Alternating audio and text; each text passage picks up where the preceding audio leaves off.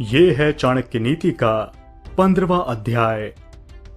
वह व्यक्ति जिसका हृदय हर प्राणी मात्र के प्रति करुणा से पिघलता है, उसे जरूरत क्या है किसी ज्ञान की, मुक्ति की, सर के ऊपर जटाजूट रखने की और अपने शरीर पर राख मलने की। इस दुनिया में वह खजाना नहीं है जो आपको आपके सद्गुरु ने ज्ञान का एक अक्षर दिया उसके कर्ज से मुक्त कर सके। कांटों से और दुष्ट लोगों से बचने के दो उपाय हैं। पैर में जूते पहनो और उन्हें इतना शर्मसार करो कि वो अपना सर उठा न सकें और आपसे दूर रहें। जो अस्वच्छ कपड़े पहनता है, जिसके दांत साफ नहीं, जो बहुत खाता है, जो कठोर शब्द बोलता है, जो सूर्योदय के बाद उठता है, उसका कितना भी बड़ा व्यक्तित्व क्यों ना हो, वह लक्ष्मी की कृपा से वंचित रह जाएगा।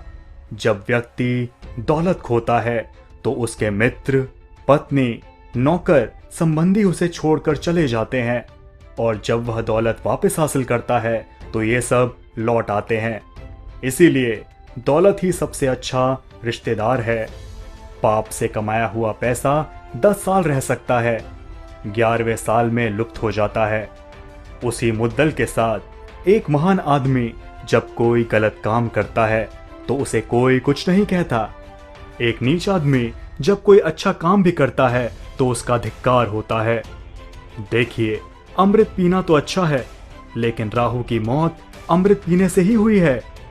विष पीना नुकसानदायी है, लेकिन भगवान शंकर ने जब विष पिया तो विष उनके गले का अलंकार हो गया।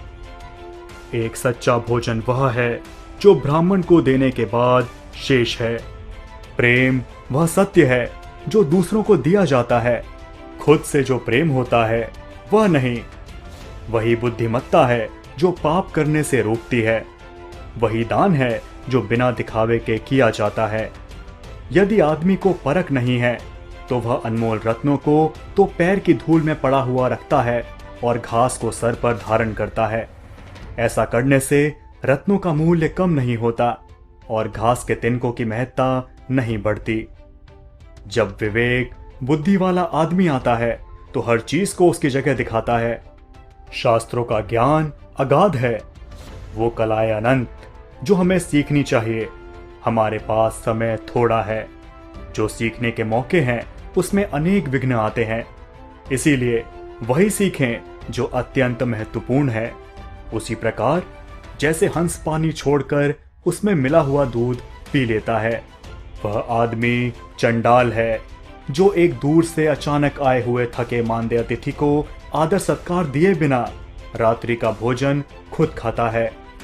एक व्यक्ति को चारों वेद और सभी धर्मशास्त्रों का ज्ञान है, लेकिन उसे यदि अपने आत्मा की अनुभूति नहीं हुई तो वह उसी चमचे के समान है जिसने अनेक पकवानों को हिलाया लेकिन किसी का स्वाद नहीं चखा। वह लोग धन्य हैं, ऊंचे उठे हुए हैं, जिन्होंने संसार समुद्र को पार करते हुए एक सच्चे ब्राह्मण की शरण ली।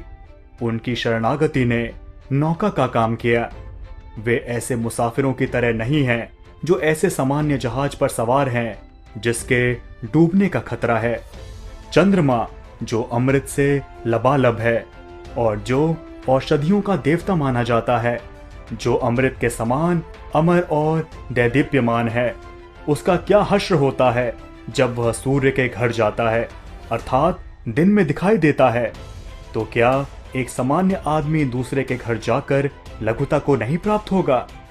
यह मधुमक्खी जो कमल की नाजुक पंखड़ियों पर बैठकर उसके मीठे मधु का पान करती थी, वह अब एक सामान्य कुटज के फूल पर अपना ताव मारती है, क्योंकि वह ऐसे देश में आ गई है जहां कमल है ही नहीं। उसे कुटज के पराग ही अच्छे लगते हैं। हे भगवान विष्णु, मेरे स्वामी, मैं ब्राह्मणों के घर में इसलिए नहीं रहती क्योंकि अगस्त ऋषि ने गुस्से में समुद्र को पी लिया। भृगु मुनि ने आपकी छाती पर लात मारी।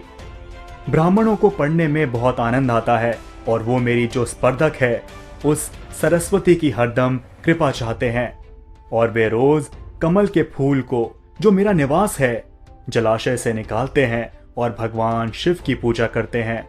दुनिया में बांधने के ऐसे अनेक तरीके हैं जिससे व्यक्ति को प्रभाव में लाया जा सकता है और नियंत्रित किया जा सकता है।